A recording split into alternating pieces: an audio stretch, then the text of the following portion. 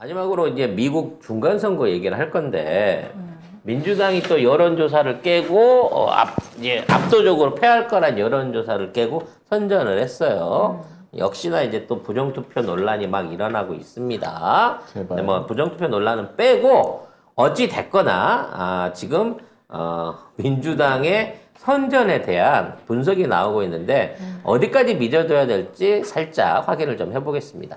미국 중간선거 출구조사 결과 연방 하원의원 선거에서 20대 여성 유권자 10명 중 7명이 민주당 후보에 투표한 것으로 나타났습니다. 그러니까 민주당이 선전한 데에는 20대 여성 유권자 표가 많았기 때문으로. 참 희한하죠. 윤석열이 선전한 데는 20대 남성 유권자들의 표들이 몰려서 그랬는데, 네. 미국은 20대 여성 정책이 몰렸다고 하네요. 아무래도 20대 여성이 같은 연령대 남성보다 일단 진보적인 성향도 있고 또 낙태권 폐지가 주요 쟁점으로 떠오르면서 20대 여성의 참여가 눈에 띄었다 이런 분석이 나오고 있습니다. 근데 그게 갑자기 지난 선거까지는 없었는데 이번 선거에서 갑자기 70%라고 하는 어마어마한 지지율이 참 나온다는 거죠. 네. 좋은 분석이네요. 신뢰가 갑니다. 네. 송 작가님은 어떠시길래? 일단은 그 미국 같은 데 선거 참여율이 높지 않은데 4,800만 넘는 어마어마한 사전 투표가 이루어졌다는 거 일단 이게 이제 첫 번째로 문제고요. 또 부정 그럼 물어보질 말든가. 부정 그거만 빼고 말해주세요. 이게 분석을. 워싱턴을 비롯해갖고 이제 주로 경합주들 안에서 네. 말하자면 본인은 사전 투표를 안 했는데 갑자기 이미 됐다 그래서 기표소에서 말하자면 퇴짜 맞고 온 사람들의 신고가 엄청나게 늘어나고 있다. 뭐 이런 얘기들이 있단 말이죠. 이건 공식적으로 나온 얘기야. 그때도 했잖아요. 그때도 했는데 결국은 그렇게 돼갖고 인정되고 말았잖아. 네. 그래서 이게 이러한 여론조사하고 이게 차이가 나는 부분에 대해서 뭐 지난번 대선도 그렇고 이번 지선도 그렇고 왜 이렇게 못 맞추냐 미국의 선거 시스템은 왜 여론조사랑 여러 가지 지표를 이렇게 다르게 나오냐를 놓고 또 문제점이 제기되고 있는 부분이 자꾸 생기는 거예요. 그리고 이제 또 하나의 문제가 민주당 쪽 사람들은 우편 투표를 통해서 굉장히 많은 숫자들이 참여를 한 반면에 공화당 쪽 지지자들이 투표를 하는 그 오프라인 투표 날 공교롭게도 전자투표기들이 고장이 나가지고 실제로 고장이 많이 났었어요. 인쇄. 사실이라니까. 내가 음모론이 아니고 이런 얘기들이 뉴스로 있기 때문에 이게 자연스럽게 이제 음모론으로 확산이 되는 거예요. 결국 또 미국 민주당이 또 장난질 쳤다라고 하는 이제 얘기들이 있다는 거지. 응? 근데 웃기죠. 인쇄기가 고장난 곳이 꽤 많았어요. 그래서 다 수기로 하고, 희한하죠? 근데 그 특히 펜실베니아 같은 경우에는 펜실베니아 같은 경우에는 이게 이제 상원 의원이 이번에 굉장히 중요했어요. 왜냐면 상원 의원이 넘어가 버리면 바이든이 탄핵당할 거다라는 얘기가 많았거든. 그러니까 하원에서 탄핵을 올리면 상원에서 승인해줘 버리면 끝나니까 만일에 상하원을 다 놓치면 날아간다 그랬는데 펜실베니아 그 상원 의원 선거에서 20대 여성의 77%가 몰표를 몰아주는 뭐 이런 여기가 있었다는 거지. 그러니까 사실 미국에서 성향 투표를 하는 데 있어서 세대별 성향이 나타나긴 하지만 성별로 따져가지고 이렇게까지 정책의 차이가 나기가 어렵다는 거지. 그래서 이러한 몰표의 예들이 워낙 많이 나오다 보니까. 지난번 대선에서 애리조나에서 갑자기 쥐다가, 그 몇만 표, 44만 표가 바이든 표만 쭉 나와갖고 역전당한 예도 있고 막 이런 게 있었기 때문에 이번에도 이제 이 논란은 계속 되겠지만, 결과적으로 이게 결국은 지금 있는 선거 결과를 뒤집거나 하지는 못할 거라는 거예요. 네. 결국은 근데 뭐 어찌됐든 결과는 지금 민주당이 이긴 꼴이잖아요. 이긴 꼴이죠. 상원에서도 지금 뭐 50석 이상이 50석을 딱 따냈기 때문에 저쪽이 따낸다고 하더라도 50석밖에 못 따내는 거고 만일에 이제 지금 그 재투표하는 이쪽에서 뒤집어진다고 하면 51대 49로 민주당이 이길 수 있는 게 최소한 비기는 건 확보를 해놓고 있는 상황이기 때문에 바이든이 앞으로 2년 동안 정치를 해나갈 수 있는 이제 저기는 얻었다. 근데 하원은 넘어갔잖아요, 공화당으로. 그렇죠. 그래서 하원이 넘어가는 건 어쩔 수 없었어요. 그리고 하원이 넘어가는 과정 9석 정도 이겼는데 사실 원래 했을 때는 40석 이상 이긴다는 얘기도 있었거든요. 크게 이긴다고. 크게 이긴다 그랬거든요. 근데 그거를 어떻게 잘 막아냈기 때문에 뭐 이와 같은 논란들은 앞으로 좀 계속되지 않을까 싶습니다. 어찌 됐거나 뭐 완벽한 승리, 이게 트럼프는 완벽한 승리를 장담하다가 또 다시 뒤통수를 맞았다라는 중론들이 미국 언론들한테 있고요. 그렇게 돼서 오히려 트럼프가 이번 그 민주당의 선전에 책임을 지고 정계 은퇴를 해야 된다라고 하는 이 책임론들이 또 부상을 하고 있다고 그래요. 네. 근데 나올 거라고. 자기는 끝까지 자기 책임 없다라고 주장을 하겠죠. 근데 대승할 거라는 전 세계 모든 여론조사와 언론기관의 사전 예측은 이번에도 여지없이 틀렸다는 거죠. 그러면 이 선거 결과에 따라서 우리나라에 뭔가 영향을 미칠까요?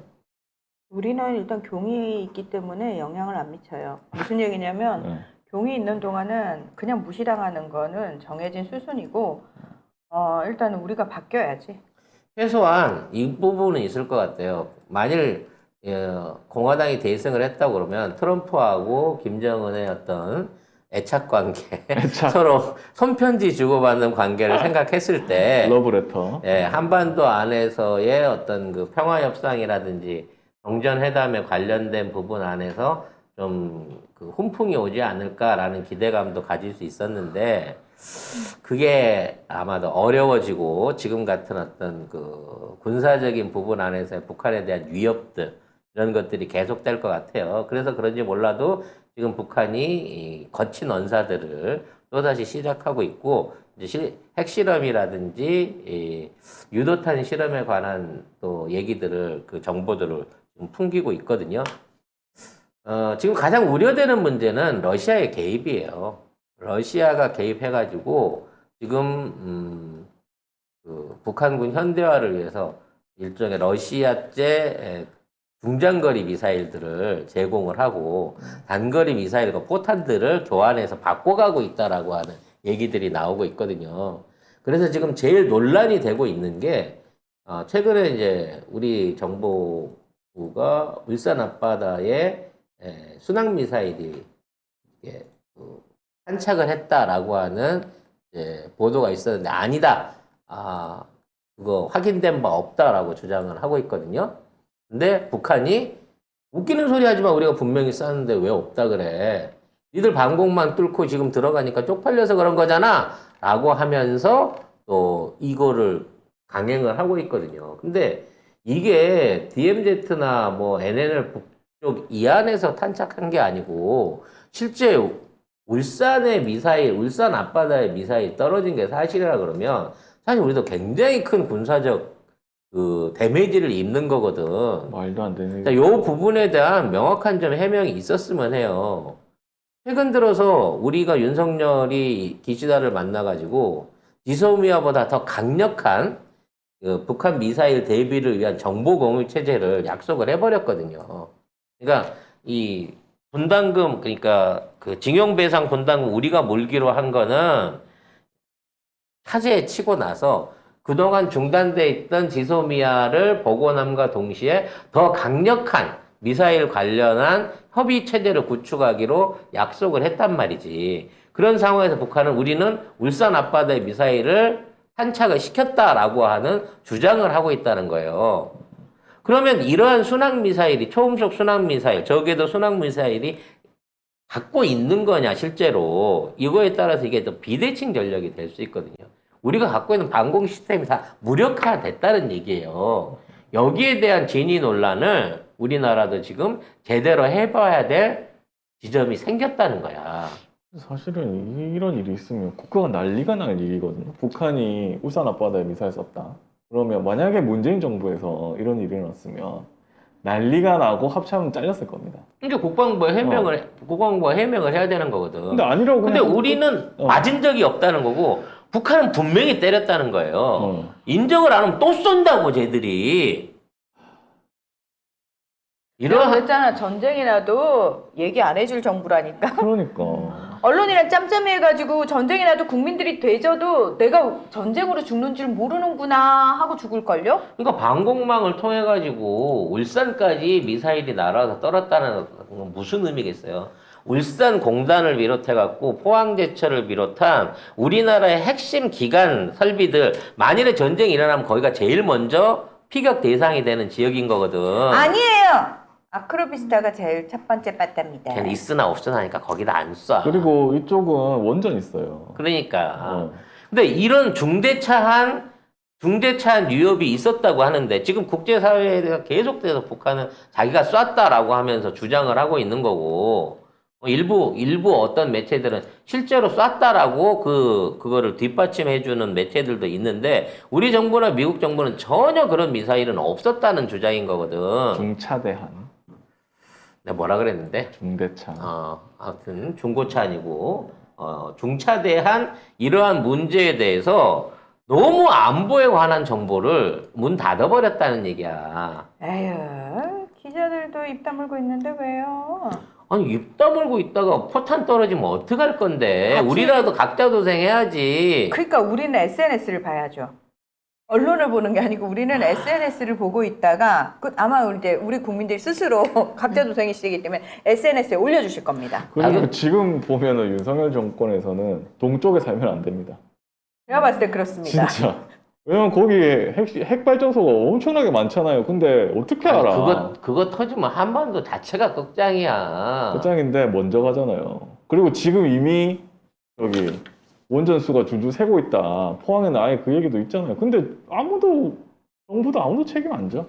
따라서 이 부분이 앞으로 지난번 낙탄 사고만큼 우리 국방부가 명확하게 규명해야 될 굉장히 중요한 도발이다. 그리고 이러한 도발이 있었던 게 사실이라고 치면 이것은 우리가 믿고 있었던 그 안보를 비롯한 현재 우리가 갖추었다고 하는 미사일 감시 시스템 자체에 굉장히 큰 구멍이 뚫린 국가가 위기 상황에 직면해 있는 이런 거고 결국 이런 분위기가 고조되게 되면 일본이 나서가지고 북한에 대한 선제 타격 이것들을 허용해주게 되는 결과를 낳을지도 모른다는 거예요. 우리는 작전권이 없기 때문에 심각하게 생각해야 될 굉장히 위험한 시기다. 그리고 결국 민주당이 이마만큼 지켜내고 상원을 지켜내버린 거는 사실 한반도 평화에 있어서는 그닥 좋은 시그널은 아니다라는 생각이 들어요.